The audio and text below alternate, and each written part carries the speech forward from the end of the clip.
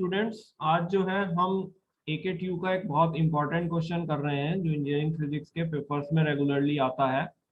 Newton rings के diameter को निकालने का एक्सप्रेशन डार्क और ब्राइट रिंग्स के लिए। तो ये क्वेश्चन आता है, prove that in reflected light the diameters of bright rings are proportional to the square roots of odd natural numbers. Right, या ये क्वेश्चन इस तरह भी आता है, prove that in reflected light the diameter of dark rings are proportional to the square root of natural numbers.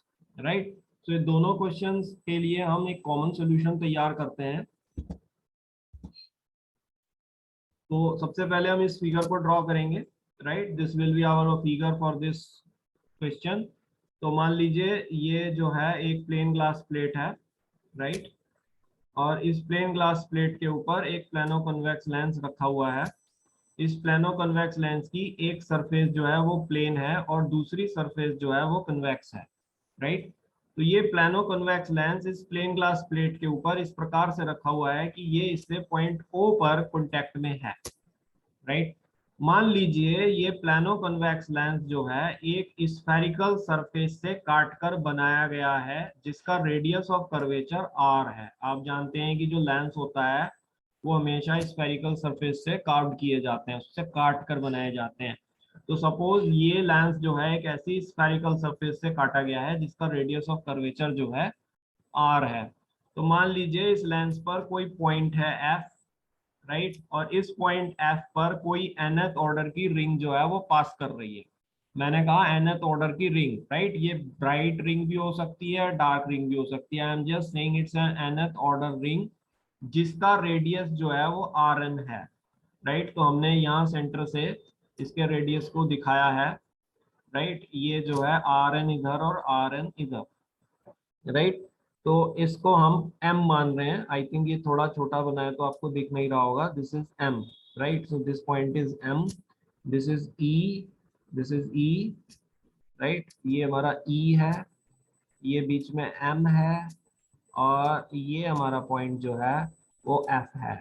Right, तो इस f से जो है हमारा एक nth ऑर्डर का रिंग जो है वो पास कर रहा है। राइट, जिसका रेडियस जो है वो Rn है। तो मान लीजिए इस पॉइंट F के नीचे जो ये वेज शेप्ड एयर फिल्म है, ठीक है, दोनों तरफ E के नीचे भी और F के नीचे भी, इस वेज शेप्ड एयर फिल्म की जो थिकनेस है वो T है। राइट, तो this the thickness of the wedge shaped film below the point F and below the point E is T। ठीक है, तो ये जो डायमीटर है ये यहाँ से लेकर के पॉइंट O तक ये होगा 2r। राइट, डायमीटर हम जानते हैं रेडियस का दुगना होता है, सो ये 2r होगा। नाउ ये जो हमने थिकनेस E से नीचे लिया हुआ है, राइट, ये जो हमने थिकनेस E से और F से नीचे लिया हुआ है, ये थिकनेस हमारा है T। राइट, ये वाला थिकनेस हमारा है T, ये थिकनेस है हमारा T, इसको हमने T बोला। तो अगर ये पूरा यहाँ से लेकर पॉइंट O तक 2r है, राइट, ये हमारा पूरा जो है यहाँ तक जो है पॉइंट O तक 2r है, तो ये डिस्टेंस कितना होगा? ये जो डिस्टेंस है हमारा, ये पॉइंट P है ऊपर जो हमने यहाँ सर्कमफ्रेंस पर दिखाया है, इस पॉइंट P से लेकर के पॉइंट M तक का जो डिस्टेंस है ये 2r माइनस T होगा। राइट, क्योंकि ये P से लेके O तक डिस्टेंस 2r है और M से लेके O तक डिस्टेंस T है, तो ये डिस्टेंस इस 2r से माइनस होगा, तो ये डिस्टेंस 2r माइनस T होगा। क्लियर है यहाँ तक बात? तो मान लीजिए ये हमने इसका डेरिवेशन किया, let a plano convex lens of radius of curvature r is carved out of a spherical surface as shown in figure. Let nth ring of radius Rn passes through point F on the lens. Under the point F, the thickness of air film is T. Right, यहाँ तक figure हम explain कर चुके हैं। Now इसमें जो main derivation में concept लग रही है वो थ्योरम ऑफ कोड्स लग रही है। तो थ्योरम ऑफ कोड्स से जो है ये जो हमारा डिस्टेंस है EM इंटू MF को अगर हम प्रोडक्ट लें तो ये PM इंटू MO होगा। राइट। पीएम ये है PM, so what is PM? PM is 2r minus T, and what is MO? MO is T, and what is em? em is rn, and what is mf? mf is also rn। तो ये हमारा rn है, radius of the nth order ring, right. ये rn है, ये भी हमारा rn है, राइट। तो ये rn है दोनों। तो जब हम इसमें वैल्यूज को लगाएंगे तो ये बनेगा rn into R N is equal to 2r minus T into T, right. तो ये बना r square n is equal to 2rt minus T square, right. Now क्योंकि ये फिल्म जो एयर फिल्म है, जो प्लेनो कन्वेक्स लेंस और plane glass plate के बीच में है, ये बहुत पतली है, it is excessively thin, right. So T का जो वैल्यू है वो बहुत स्मॉल है। तो जब हम स्मॉल टी का स्क्वायर करेंगे तो जो हमें रिजल्ट में मिलेगा वो और भी छोटा होगा। तो हम इस टी स्क्वायर को अप्रोचिंग टू जीरो मान सकते हैं और हम इसे नेग्लेक्ट कर सकते हैं, राइट। तो ये हमारा जो फाइनली बना, ये बना R square N is equal to 2rt। तो टी बना हमारा R square N upon 2r, right. ये हमारा बना R square N upon 2r। तो ये हमारी एयर फिल्म का थिकनेस आया। नाउ अगर हम डायमीटर निकालना चाह रहे हैं सबसे पहले ब्राइट रिंग का, तो हम ये मानेंगे कि मान लीजिए वो nth ऑर्डर की रिंग जो पॉइंट F से पास हो रही थी वो ब्राइट है, राइट। तो अगर वो ब्राइट रिंग है तो वो कंस्ट्रक्टिव इंटरफेरेंस या मैक्सिमा की कंडीशन को सेटिस्फाई करेगी, राइट। जो अभी हम न्यूटन रिंग्स के लिए जिसको हमने अभी डिराइव किया था, right. So suppose the bright ring will obey the condition of constructive interference considering the nth ring of radius Rn passing from point F to be bright, right? तो हम जानते हैं कि जो कंस्ट्रक्टिव इंटरफेरेंस की condition Newton rings के case के लिए होती है वो है 2 mu T is equal to 2n minus 1 lambda by 2, right. ये अभी हमने न्यूटन रिंग्स में डेरिवेशन किया था। तो डायमीटर ऑफ न्यूटन रिंग का एक्सप्रेशन निकालने से पहले हमें न्यूटन रिंग्स की कंस्ट्रक्टिव और डिस्ट्रक्टिव कंडीशंस को पता होना चाहिए, राइट। तो ये हमारी जो है कंस्ट्रक्टिव इंटरफेरेंस के लिए कंडीशन आई है। तो इसमें हमने टी की जो वैल्यू इक्वेशन 1 से है उसको सब्स्टिट्यूट किया, तो ये बना 2 mu R square N upon 2r is equal to 2n minus 1 lambda by 2। तो 2 से 2 दोनों तरफ कैंसिल हुआ, तो ये बना 2 म्यू। आर को हमने डायमीटर के फॉर्म में चेंज कर दिया, सो आर डायमीटर जो है डी एन बाई 2 जो है वो आर होगा, राइट। तो स्क्वायर जब आप करोगे तो डी स्क्वायर एन बाई 4 बन गया, राइट। जहाँ डी एन जो है वो nth रिंग का जो कि ब्राइट है उसका डायमीटर है। तो हमने इसको डी स्क्वायर एन ब्रैकेट के बाहर बी लिखा है, ये इंडिकेट करने के लिए कि ये ब्राइट nth ऑर्डर की ब्राइट रिंग का डायमीटर है। इस तरफ रहेगा 2n माइनस 1 लैम्डा, राइट। तो ये बना D square N B is equal to, ये 2 से ये 4 कैंसिल होगा तो ये 2 आ जाएगा, ये 2 इधर चला जाएगा क्रॉस मल्टीप्लाई, तो बना 2n minus 1 lambda R, R इधर क्रॉस मल्टीप्लाई हुआ divide by 2। So dnb is under root 2n minus 1 lambda R upon mu. तो ये हमारा जो फॉर्मूला है ये ब्राइट रिंग के डायमीटर का फॉर्मूला बनता है, right. So we have to apply this formula in numericals, जहां पर लैम्डा है wavelength of monochromatic beam, R है radius of curvature of plano convex lens, mu है refractive index of film between plane glass plate and plano convex lens, और N है nth order की ring.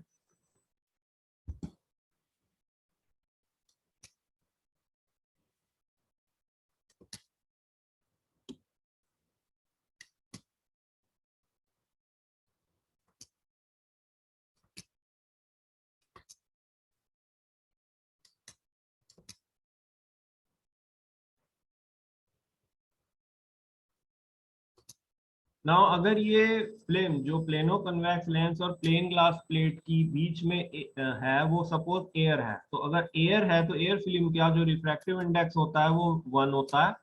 तो ये फॉर्मूला एयर फिल्म के लिए reduce हो जाएगा under root 2n minus 1 lambda R. तो ये जो है nth ब्राइट रिंग का फॉर्मूला है, nth ऑर्डर की ब्राइट रिंग का फॉर्मूला है जब प्लेनो कन्वेक्स लेंस और प्लेन ग्लास प्लेट के बीच एयर फिल्म होती है, राइट। नाउ इसमें 2 लैम्डा और आर और अंडर रूट अगर हम इसका लें, ठीक है, और अगर हम कोई मीडियम ले रहे हैं जिसका रिफ्रैक्टिव इंडेक्स म्यू है, जो तो डिनोमिनेटर में म्यू आएगा, राइट। ये सब एक कांस्टेंट है, तो मान लीजिए मैंने √2 लैम्डा आर अपॉन म्यू को कोई कांस्टेंट ले लिया के। तो यहाँ से ये जो डायमीटर ब्राइट रिंग का बना, ये बना के √2n-1, राइट। तो ये यहाँ से प्रूव हो रहा है कि जो डायमीटर है ब्राइट रिंग का वो हमेशा square root of odd natural number के प्रोपोर्शनल होता है। तो दिस वे हमने यूनिवर्सिटी का एक क्वेश्चन सॉल्व कर दिया। Thus diameter of bright ring is proportional to square root of odd natural number, right. अब हम बात करते हैं डार्क रिंग की। तो मान लीजिए जो वो nth ऑर्डर की रिंग पॉइंट F से पास हो रही है वो डार्क है। तो अगर वो डार्क रिंग है तो वो डिस्ट्रक्टिव इंटरफेरेंस या मिनिमा की कंडीशन को सेटिस्फाई करेगी। तो न्यूटन रिंग के लिए हम जानते हैं कि डिस्ट्रक्टिव इंटरफेरेंस की कंडीशन जो है वो हमारी होती है 2μt = 2n λ/2, ठीक है। So considering the nth ring of radius Rn passing through point F to be dark, the dark ring will obey the condition of destructive interference, so it becomes 2μt 2n λ/2, right? Now ये जो हमारा T है ये thickness है air film का। तो इस thickness को हमने रखा r²n/2r। तो 2 से 2 ये कैंसिल हो गया, इधर 2 से ये 2 कैंसिल हो गया, तो ये बना μd²n_d। तो ये d stand for nth order dark ring का डायमीटर। तो यहाँ पे हमने रेडियस को डायमीटर में चेंज किया। हम जानते हैं Rn जो है वो dn/2 होगा। तो जब हम r²n करेंगे तो d²n/4 होगा। तो ये बना μd²n/4r = n लैम्डा, राइट। तो ये जो है हमारा जो डार्क रिंग का डायमीटर एक्चुअली बनेगा वो बनेगा d²nd/4n lambda r upon mu, right. तो ये फॉर्मूला जो है हम न्यूमेरिकल्स में यूज करेंगे। लैम्डा जो है वो वेवलेंथ ऑफ लाइट है, आर जो है वो radius of curvature of plano convex lens है, म्यू जो है वो refractive index of film between plano convex lens and plane glass plate है। और ये हमारा nth ऑर्डर की डार्क रिंग का डायमीटर है। नाउ अगर हम बात एयर की करेंगे, अगेन एयर के लिए रिफ्रैक्टिव इंडेक्स 1 होगा। तो इसमें हम 1 रखा, तो ये बना d²nd for air is 4n lambda r। तो dn air is √4n lambda r, right. Now अगर हम किसी जनरल फिल्म की बात करेंगे तो म्यू के फैक्टर को नीचे रखेंगे, तो ये बना 4 lambda r upon mu, right. तो इस पूरे 4 लैम्डा r अपॉन म्यू को हम कोई कांस्टेंट ले सकते हैं। मान लीजिए वो कांस्टेंट हमने ले लिया k डैश, क्योंकि ये सब कांस्टेंट है for our experiment. Wavelength fix है, रेडियस ऑफ कर्वेचर फिक्स है, फिल्म फिक्स है, भाई n चेंज कर रहा है क्योंकि n जो है वो रिंग का ऑर्डर है, राइट। तो उसको हम कांस्टेंट नहीं ले सकते हैं। बाकी इन सब चीजों को हमने कांस्टेंट ले लिया k डैश। तो यहाँ से हमें मिला that d that is nth order ring का डार्क रिंग का जो डायमीटर है वो k-n√n है। तो यहाँ से हम इस निष्कर्ष पर पहुंचते हैं कि ये प्रोपोर्शनल है स्क्वायर रूट ऑफ n। तो n is the natural number. तो यहाँ से हम इस निष्कर्ष पर पहुंचते हैं कि जो डायमीटर ऑफ डार्क रिंग होता है वो हमेशा नेचुरल नंबर के स्क्वायर रूट के प्रोपोर्शनल होता है। सो इस तरह से हमने यूनिवर्सिटी के इस क्वेश्चन को सॉल्व कर दिया। Diameter of dark ring is proportional to square root of natural number. Now इसमें एक इम्पॉर्टेंट कंसेप्ट और हम देख सकते हैं, right, for our own knowledge, कि अगर मैं सपोज दो रिंग्स के बीच का डिस्टेंस निकालना चाहता हूँ। मान लीजिए मैंने वो डार्क रिंग ली है, राइट, और मैं निकालना चाहता हूँ d²2 - d²1, ठीक है। तो दोनों डार्क रिंग के बीच का मैं गैप निकालना चाहता हूँ, कितना बैठेगा।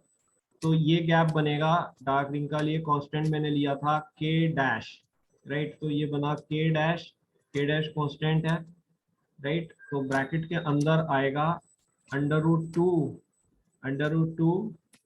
Right, √2 - 1, right. ये हमारा सेकेंड डार्क रिंग और फर्स्ट ऑर्डर डार्क रिंग के बीच का गैप है, जो कि एक्चुअली एक ब्राइट रीजन होता है, राइट, रिफ्लेक्टेड सिस्टम में। अगर मैं थर्ड डार्क रिंग और सेकेंड डार्क रिंग के बीच का भी गैप निकालना चाहता हूँ, तो ये मान लीजिए होगा d²3 - d²2, राइट। तो ये जो गैप होगा हमारा ये कितना बनेगा, ये बनेगा = k डैश, ठीक है, k डैश √3